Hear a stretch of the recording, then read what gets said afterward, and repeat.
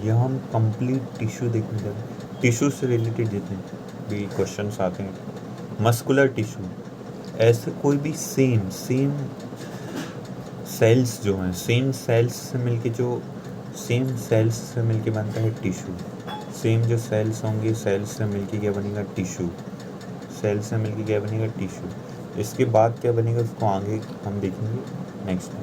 तो यहाँ देखिए, तो सबसे पहले मस्कुलर टिश्यू की बात करें तो टिश्यू जो भी होता है वो तो सबसे पहले आप सभी जानें कि सेम टाइप की जब सेल्स हों और वो मिलकर कुछ क्रिएट करें, वो मिलकर क्या बनाती है? Group of cell is called tissue. हम कह सकते हैं group of cell is called tissue. तो समान कोशिकाओं का समूह तक होता है, ये जनरल बात है।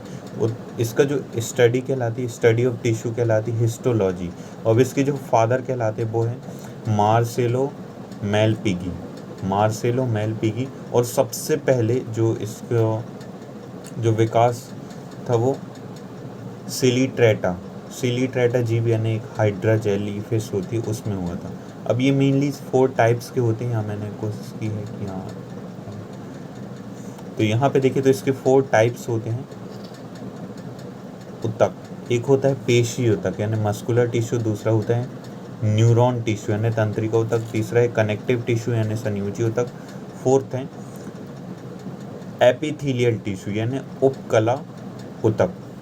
नेक्स्ट बात करें मस्कुलर टिश्यू की या पेशी ऊतक की, तो इससे शरीर की सभी जो मांसपेशियां बनी होती, जितनी भी जो मांसपेशियां होती हैं वो इसी से बनी होती है, और ये शरीर को एक रक्षा प्रदान करता है, रक्षा प्रदान करने में महत्वपूर्ण भूमिका निभाती है।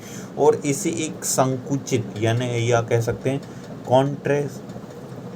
कॉन्ट्रैक्टाइल, एक होता है कॉन्ट्रैक्टाइल टिश्यू भी कहते हैं।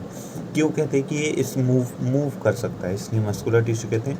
ये जो टिश्यू होता है वो एक मतलब ये कोशिका जो होती है वो लंबी होती, और ये जो सेल होती है एक लिक्विड फॉर्म में, लिक्विड पदार्थ से भरे होते हैं, तथा तरल पदार्थों में सार्कोप्लाज्मा भी कहते हैं। मानव में टोटल 639 मांसपेशियां पाई जाती हैं। नेक्स्ट है तंत्रिका ऊतक, न्यूरॉन टिश्यू। तो मानव में मस्तिष्क होता है, चाहे वो मेरू रज्जु यानी स्पाइनल कॉर्ड हो या तंत्रिका यानी नर्वस हो, यह सूचनाओं का आदान प्रदान करता है। इस ऊतक को में कोशिका विभाजन नहीं होता। तो सबसे कम जो सेल डिवीज़न होता है, ये सेल डिवीज़न नहीं होता है, वो है न्यूरॉन सेल। नेक्स्ट है कनेक्टिंग टिश्यू, ये कह सकते हैं संयोजी ऊतक। तो ये शरीर के विभिन्न अंगों को आपस में जोड़ने का काम करता है। जैसे इसका एग्जाम्पल है अस्थि मज्जा, रेड ब्लड सेल, लसिका। एक नोट है इसके लिए कि लाल जो रंग संवहक ऊतक से बनी होती है, यह शरीर के तापमान को नियंत्रित करता है। बोन स्लाइड कनेक्टिव टिश्यू से बनी होती है। एपिथेलियल टिश्यू ये जिसको बोल सकते हैं उपकला या एपिडोस टिश्यू।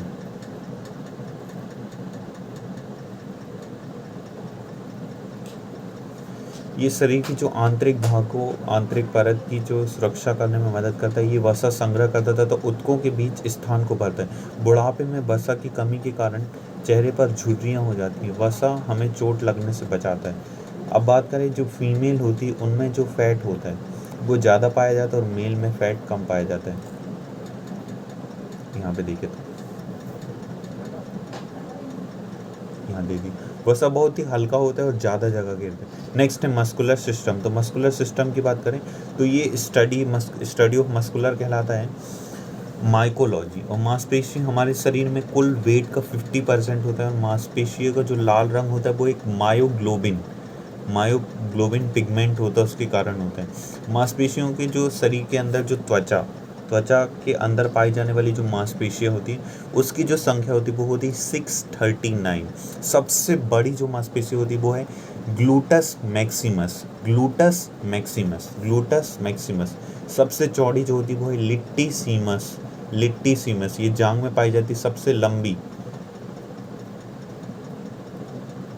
जो मांसपेशी होती है सार्टेनियस, ये भी जांघ पर। सबसे छोटी जो मांसपेशी होती है वो कान में पाई जाती है, स्टेपिड्स कहते हैं, ये कान में पाई जाती है स्टेपिड्स। और सबसे मजबूत जो होता है यहाँ पे जबड़ा सबसे मजबूत होता है। सबसे ज़्यादा मांसपेशियाँ पीठ में पाई जाती है, 180 के आसपास मांसपेशी होती है। गेमेंस्टर मांसपेशी दांत के मध्य से चबाने में 90 किलोग्राम वजन लगता है। मांसपेशी को मायोग्लोबिन नामक प्रोटीन पाया जाता है और ये जो है मांसपेशियों में लैक्टिक एसिड का जमाव होता है।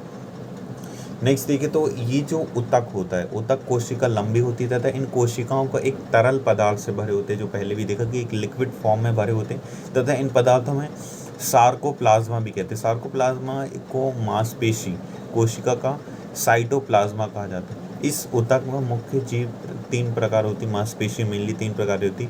एक वॉलेंट्री एक होता है अनैच्छिक, एक होता है ऐच्छिक अनैच्छिक और एक होता है हृदय। तो जो अनैच्छिक उसी के अंदर हृदय को रख दिया जाता है। तो पहला समझ लेते हैं वॉलेंट्री मसल्स। तो वॉलेंट्री जो मसल्स हैं इनको स्ट्रिएटेड मसल्स भी बोलते हैं। ये एक टाइप की चिकनी होती है। ये मांसपेशियों को हमारी जो इच्छा अनुसार कार्य करना है, कोई भी कार्य करना है, इन्हीं के कारण हम गति कर पाते हैं। ये मांसपेशियों में कंकाल से जुड़ी होती, अतः इन कंकालीय पेशियाँ भी कहते हैं। ठीक है ना, ये स्केलेन से जुड़ी होती इसलिए इसे इन्हें स्केलेन से कनेक्टेड होती। इसके बाद हमें जो इपहीन इदक तथा कंता इदक में पाया जाता है, इस पेशिका में कुल शरीर का लगभग 50% वेट होता है। नेक्स्ट बात करें इनवॉलेंट्री, क्या होता है इनवॉलेंट्री जो होता है, ये पेशी हमारी इच्छा अनुसार कार्य नहीं करती क्योंकि ये कंकाल से नहीं जुड़ी होती और इनमें लाइट बॉन्ड तथा डार्क बॉन्ड नहीं पाया जाता। यह पेशियों में नेत्र की जो आइरिस होती उसमें पाया जाता है और 2-3 जगह और रक्तवाहिकी में ये पाया जाता है। लास्ट पॉइंट है ये जो कार्डिक मसल्स होती है। तो कार्डिक 3 टाइप हमने पढ़े, वॉलेंट्री, इनवॉलेंट्री, थर्ड जो इसका टाइप है वो है कार्डिक। देखिए इनवॉलेंट्री के अंदर ही कार्डिक को भी रख दिया जाता है। तो यहाँ पे देखिए ये अनैच्छिक पेशियों का एक प्रकार है जैसे कि मैंने आपको बताया और हृदय में पाया जाता है। ये हमारी इच्छा अनुसार कार्य नहीं करते। रीमार्क, एक मांसपेशी का दूसरी मांसपेशी से जोड़ने का जो काम होता है वो फोलेक्स नामक पेशी के कारण सिकुड़ जाती है तथा जबकि एक्सटर्नल नामक पेशी इसके कारण फैल जाती है। यहाँ पे कुछ डायग्राम्स हैं मसल्स के, ये है एक, यहाँ पे है एक और एक ये है।